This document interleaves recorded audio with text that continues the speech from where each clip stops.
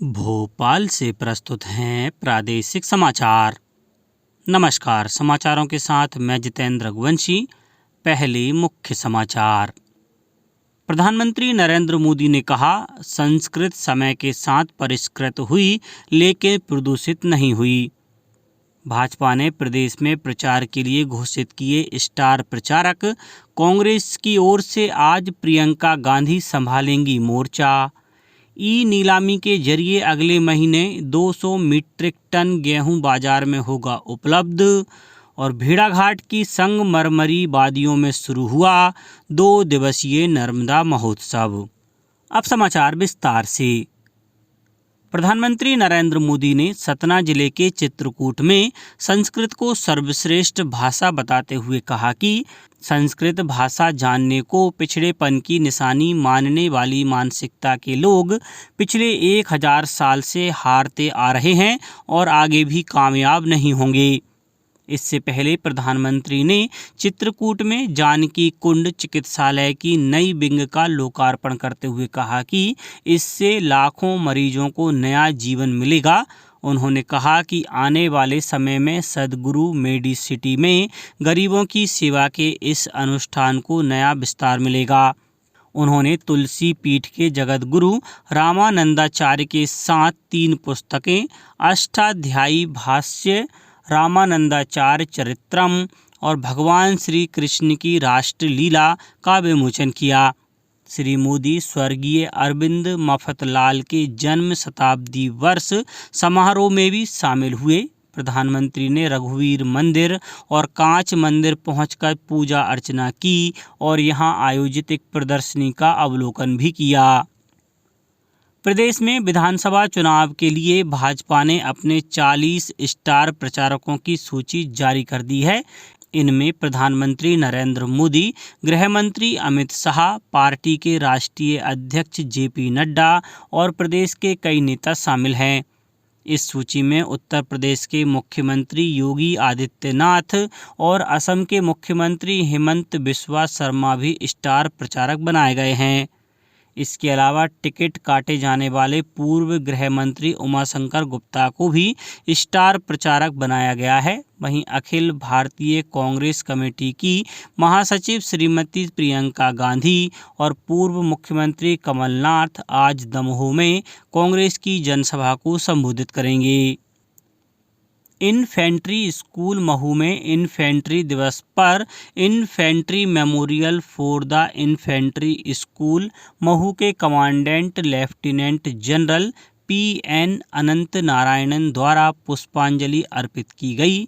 आज ही के दिन 77 साल पहले भारतीय सेना की सिख रेजिमेंट की पहली बटालियन श्रीनगर हवाई क्षेत्र में उतरी थी और कश्मीर को पाकिस्तानी हाथों में जाने से दृढ़तापूर्वक बचाया था। इन्फेंट्री की इस वीरतापूर्ण कार्यवाही की याद में 27 अक्टूबर को इन्फेंट्री दिवस के रूप में मनाया जाता है। भारतीय सेना की पैदल सेना दुनिया में सबसे बड़ी सेनाओं में से एक है और इसे युद्ध की रानी कहा जाता है। सरकार अगले महीने की पहली तारीख से ई नीलामी के जरिए 200 मीट्रिक टन गेहूं बेचेगी। उपभोक्ता कार्य मंत्रालय ने कहा है कि खुले बाजार में गेहूं की उपलब्धता बढ़ाने और गेहूं की कीमतों को स्थिर रखने के लिए यह निर्णय लिया गया है। इससे पहले इस योजना के माध्यम से 100 मीट्रिक टन गेहूं खरीदने का प्रावधान था। मंत्रालय ने कहा है कि देश भर में ई नीलामी के माध्यम से कुल मात्रा भी 2 लाख मीट्रिक टन से बढ़ाकर 3 लाख मीट्रिक टन कर दी गई है। चावल, गेहूं और आटे की खुदरा कीमत को नियंत्रित करने के लिए बाजार में हस्तक्षेप की केंद्र सरकार की पहल के एक हिस्से के रूप में गेहूं और चावल दोनों की साप्ताहिक ई नीलामी आयोजित की जाती है। मेरी माटी मेरा देश कार्यक्रम के अंतर्गत नेहरू युवा केंद्र जबलपुर में भी विभिन्न कार्यक्रम आयोजित किए जा रहे हैं। इसी श्रृंखला में जबलपुर से अमृत कलश लेकर दिल्ली के लिए रवाना होंगे, जहां इन अमृत कलश की मिट्टी से अमृत वाटिका का निर्माण किया जाएगा। नेहरू युवा केंद्र के कार्यक्रम सहायक अतुल पांडे ने बताया कि इस अभियान में सैनिकों सहित सभी वर्गों का सहयोग मिला है। संगमरमरी वादियों के लिए दुनिया भर में मशहूर पर्यटन स्थल भेड़ाघाट में 2 दिवसीय नर्मदा महोत्सव की शुरुआत हुई। जबलपुर पुरातत्व पर्यटन एवं संस्कृति परिषद द्वारा जिला प्रशासन सहित विभिन्न विभागों के सहयोग से आयोजित इस महोत्सव के पहले दिन का आकर्षण पार्श्व गायिका साधना सरगम का गायन होगा। महोत्सव के दूसरे दिन प्रख्यात सूफी गायिका सुश्री ममता जोशी प्रस्तुति देंगी। महोत्सव की शुरुआत मां नर्मदा की पूजा अर्चना से शुरू होगी। महोत्सव में आर्मी बैंड जबलपुर द्वारा भी प्रस्तुति दी जाएगी। नर्मदा महोत्सव के अवसर पर व्यंजन मेला और हस्तशिल्प सामग्री की प्रदर्शनी भी लगाई गई है। नर्मदापुरम जिले में विधानसभा चुनाव को लेकर आदिवासी भी मतदान के प्रति जागरूकता कार्यक्रम चला रहे हैं। जिले के आदिवासी बहुल विकास खंड केसला के स्वास्थ्य केंद्र मोर पानी के ग्राम मरयारपुर में ग्राम स्वास्थ्य और पोषण दिवस सत्र के दौरान ग्राम की महिलाओं और पुरुषों ने मतदाता जागरूकता रैली निकाली। रैली के दौरान मतदान के दिन सबसे पहले अपने मताधिकार का प्रयोग करने का संदेश दिया। रैली के बाद सभी महिलाओं और पुरुषों ने मतदाता जागरूकता की शपथ भी ली। शासकीय उच्चतर माध्यमिक विद्यालय सांगाखेड़ा कला की छात्राओं ने भी मतदाता जागरूकता के तहत आकर्षक रंगोली और ड्राइंग पेंटिंग बनाई। अब कुछ समाचार संक्षेप में। एम्स भोपाल के फॉरेंसिक मेडिसिन और टॉक्सिकोलॉजी विभाग द्वारा राष्ट्रीय ऑटोप्सी क्विज फॉरेंस के 7वें संस्करण का आयोजन आज होगा। नर्मदापुरम में मतदान दलों को 80 से अधिक आयु वर्ग के वृद्ध और दिव्यांग मतदाताओं को दिए जाने वाले पोस्टल बैलेट का प्रशिक्षण दिया गया।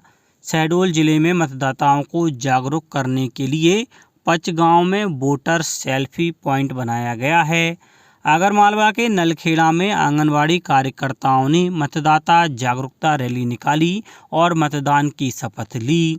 शिवपुरी जिले में विधानसभा निर्वाचन को लेकर माइक्रो ऑब्जर्वर का प्रथम प्रशिक्षण आज शासकीय माधवराव सिंधिया शासकीय स्नातकोत्तर महाविद्यालय शिवपुरी में आयोजित किया गया है। सीहोर जिले की सुरक्षित आष्टा विधानसभा सीट से कांग्रेस प्रत्याशी कमल सिंह चौहान द्वारा नामांकन फॉर्म जमा करने के दौरान आदर्श आचार संहिता का उल्लंघन करने पर एफआईआर दर्ज की गई है। और नर्मदापुरम जिले में विधानसभा निर्वाचन के लिए विधानसभा क्षेत्र नर्मदापुरम से 5, सुहागपुर से 4 और सिवनी मालवा से 1 नाम निर्देशन पत्र जमा किए गए हैं। वहीं सतना जिले के 7 विधानसभा क्षेत्रों में 22 अभ्यर्थियों ने नामांकन पत्र जमा किए। अंत में मुख्य समाचार एक बार फिर। प्रधानमंत्री नरेंद्र मोदी ने कहा, संस्कृत समय के साथ परिष्कृत हुई लेकिन प्रदूषित नहीं हुई। भाजपा ने प्रदेश में प्रचार के लिए घोषित किए स्टार प्रचारक। कांग्रेस की ओर से आज प्रियंका गांधी संभालेंगी मोर्चा।